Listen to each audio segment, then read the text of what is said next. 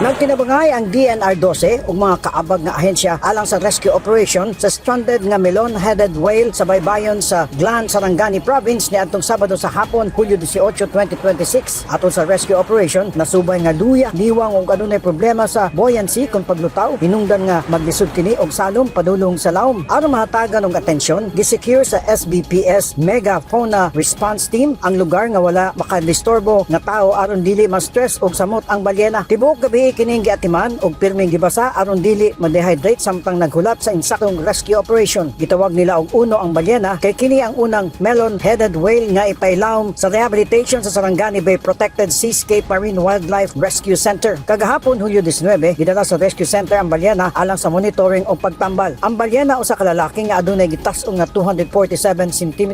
Nagpahinumdom ang DNR-12 nga ang melon-headed whale usa ka endangered species nga gipanalipdan ubos sa Fisheries Administrative Order number 208-1 series of 2024. Ang Alinyo, Newsline Philippines. Stay safe.